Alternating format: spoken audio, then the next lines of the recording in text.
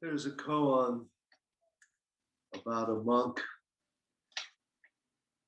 who is busy sweeping the garden.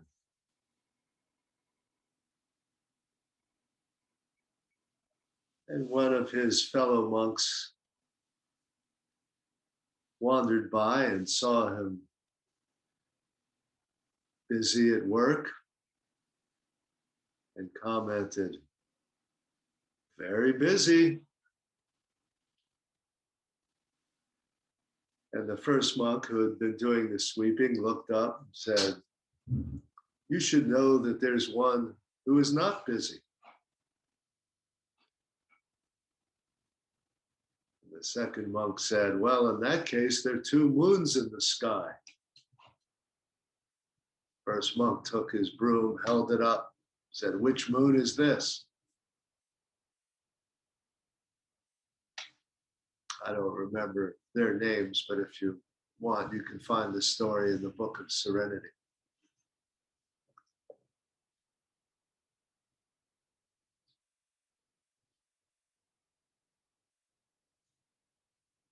So what is it that they're talking about with two moons?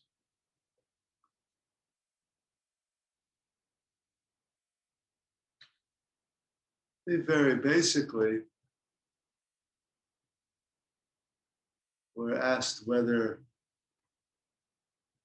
we have the equivalent of two minds or two selves. A self that is the self caught up in the affairs of the world, who's busy sweeping. A self or ego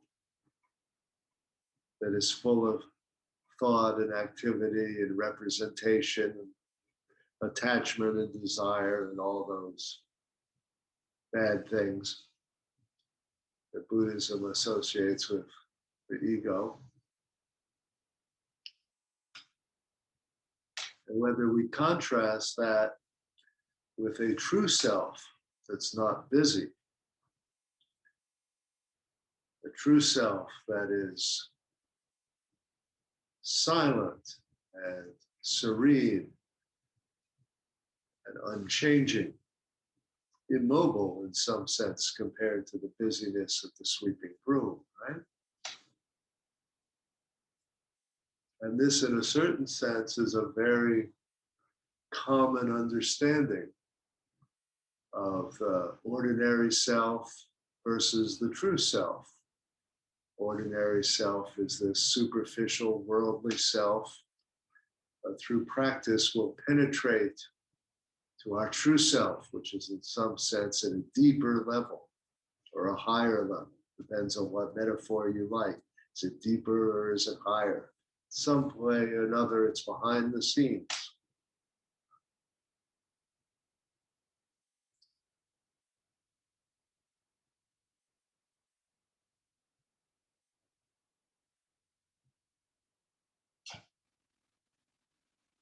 So the monk who started this challenge says there's something wrong with that picture of separating out your ordinary self from your true self. That's like saying there are two moons in the sky. The first monk just holds up the broom, says, "Which self is this?" You know, he says, "I'm not going to be trapped into that kind of dichotomy. Just this, even in the midst of activity, is the true self."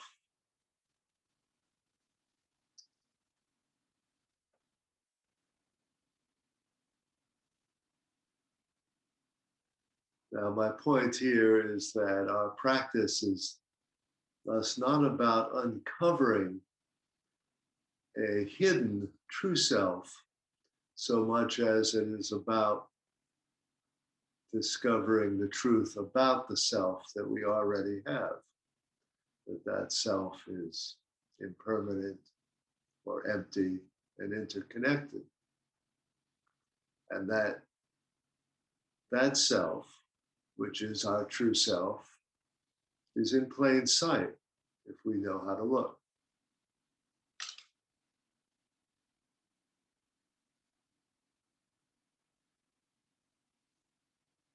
Now, I wanted to use that koan as a way to introduce something of what we'll be talking about in the next few weeks when we discuss my paper on relational self-psychology. Because we can naturally start by asking the question, what does that kind of psychoanalytic paper have to do with Zen? And for a long time, or at least when I started out in practice a generation ago, the answer would have been nothing. That these are two separate worlds, and they should be kept apart. But I think that that in the end is like having a theory of two moons, a theory that says the psychological represents a distinct and separate realm from the spiritual, and that it's fine to go to therapy to work out your personal psychological problems. But when we come to the Zendo, we're not dealing with any of that. We're here to penetrate to a whole different dimension of reality. We're here to do mu until we have a breakthrough and discover the true self, which in that kind of way of talking is somehow separate from that merely psychological self that we're going to leave at the door or take to our therapist. So a lot of what I've been doing these last 40 years of practice is to try to get over that two moon theory, that theory of the separation of the psychological and the spiritual, and figure out how to have a common language for these two practices and see how these practices dovetail with one another.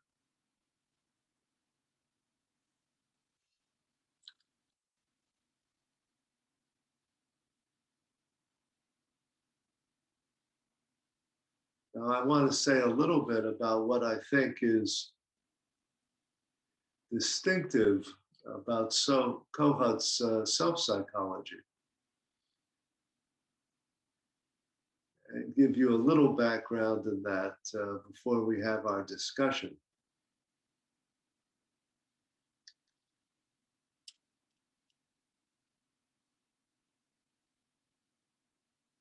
Kohut was originally trained as a classical analyst in the style of Freud, but he came to make what was a radical break with the Freudian model.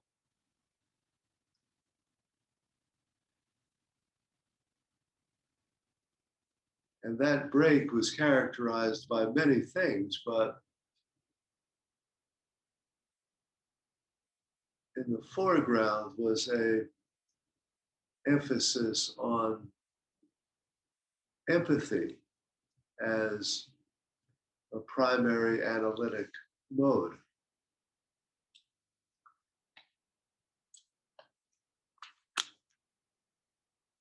Now, in some ways, that may seem peculiar that you put any special emphasis on empathy. You might think that that's a natural part of what any kind of therapy does.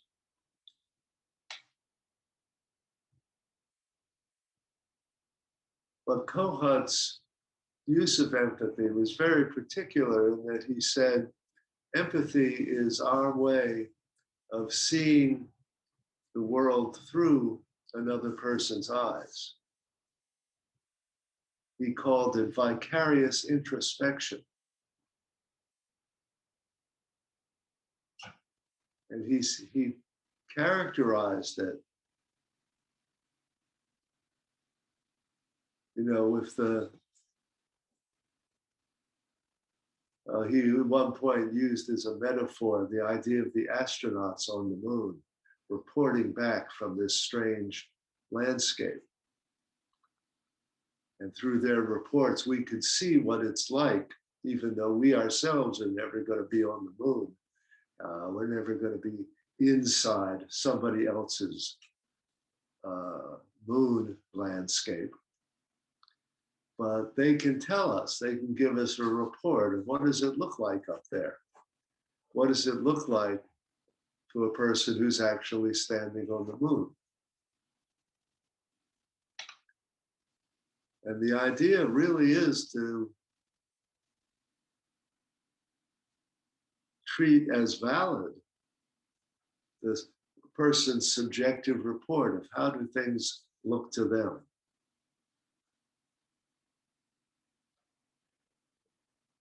And often we think about empathy in our ordinary use of the word as meaning something like feeling what the other person is feeling. And so we use it sometimes that make it sound like we're feeling the same thing as the other person. But Kohut's use of it was actually very different. Kohut's use was all about difference, not about sameness. It was about the capacity to really see things from a different point of view, a different vantage point, and to accept that other vantage point as subjectively valid for the other person and not subject to the analyst's objectivity. See, and that was the real radical break with Freud and what Freud thought of as a scientific method.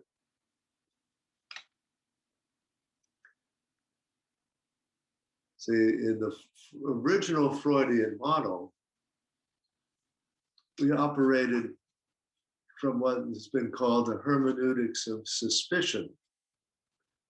And this was a phrase that is used to describe a number of philosophical positions. It can describe Marx as well as it can describe Freud, because what it basically says is that we're trying to get an understanding of things that are hidden behind or underneath the surface of appearances. Marx would say that our ordinary understanding of how the economy works obscured or deliberately covered up the role of labor in value. And then what we had to do was uncover something that was hidden for particular reasons to see what's really going on behind the scenes.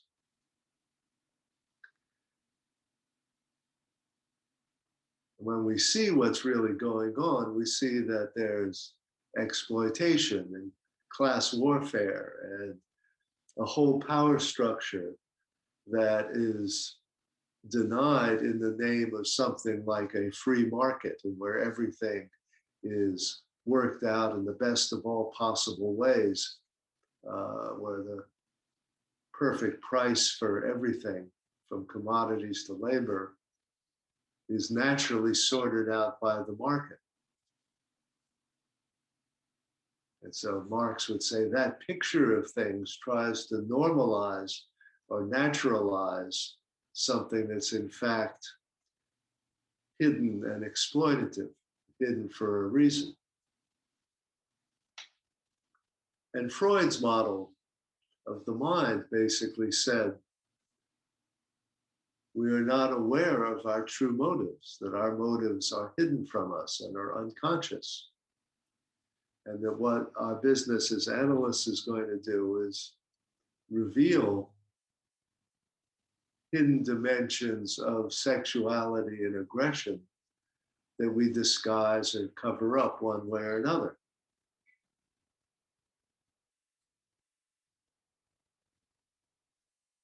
So the analyst in that kind of model is presumed to have a different perspective on reality than the patient can have. Because the patient is by definition someone who doesn't see what's going on.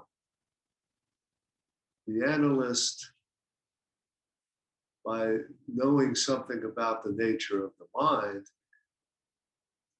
has a pretty good idea of what kinds of things are being hidden and why, but is going to have to do a long, slow process of helping the patient uncover what's really going on.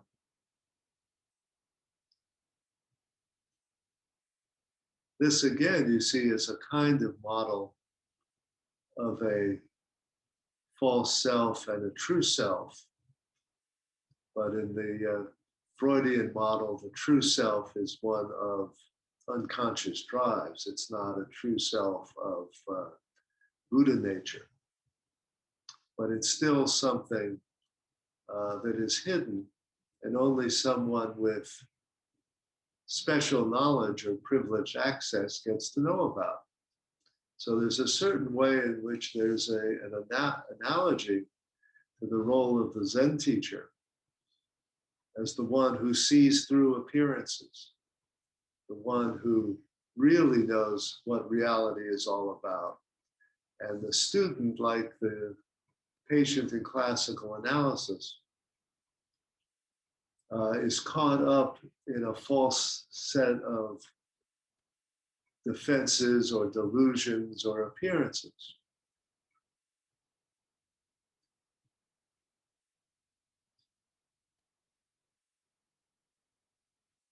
Now, Kohut's whole stance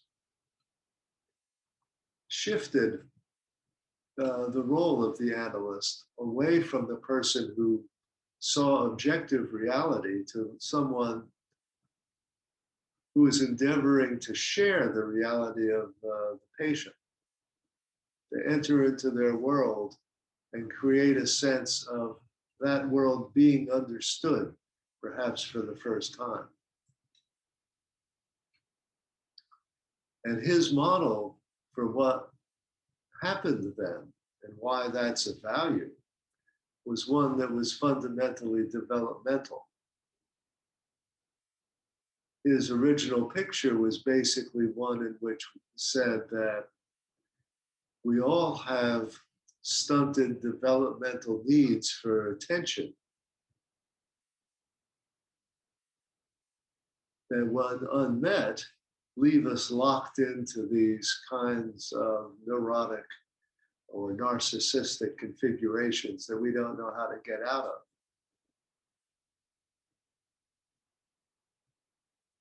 And Kohut thought that through empathy, through understanding, a kind of arrested developmental process could be set back in motion, and something healthy and positive would start to unfold in the analytic relationship, in the transference. In Freud's original formulation, the transference was essentially a distortion. It was a patient's misunderstanding of who you were and how the world was that had to be explored and understood, but ultimately dispelled.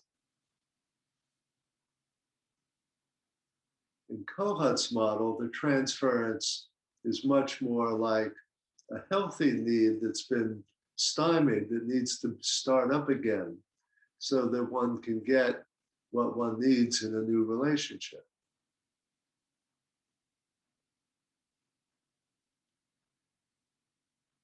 Kohut put the emphasis on three particular configurations, which he called mirroring, twinship, and idealization. And we can go into those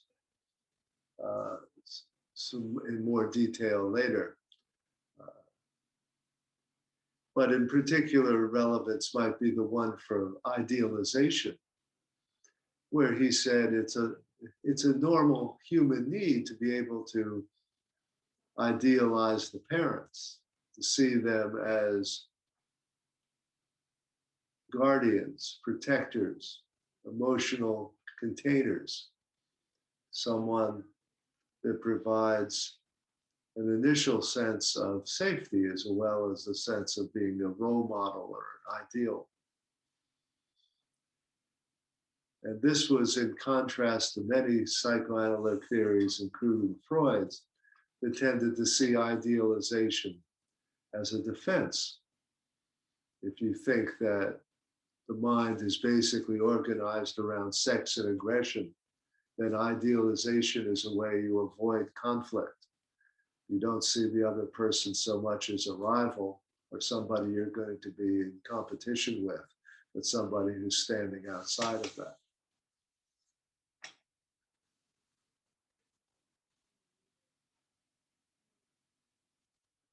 So in any case, I think the basic premise that I want to leave you with, I see we're sort of getting to the end of the time here. I can talk about self-psychology at great length, I'm afraid.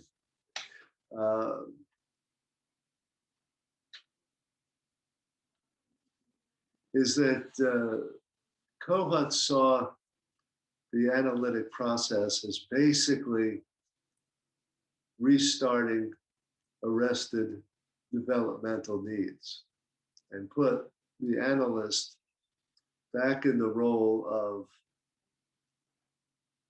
of a parent who was actually going to provide something that was missing. And that role of the provider changed how analysts thought of themselves in many important ways, and many of them didn't like it at all. We can go into why that was later on. But it opens up this comparison with what is the role of the Zen teacher? Is the Zen teacher there simply to smash through your delusions? The person who wields the sword that cuts through delusions, that kills the ego? Or is something else being provided? How do you think of it in positive terms, not just these terms of wiping out something that is a delusional misrepresentation of reality? What does the teacher model? What does it mean to idealize a teacher? And how does that change if you think of idealization in Kohutian terms?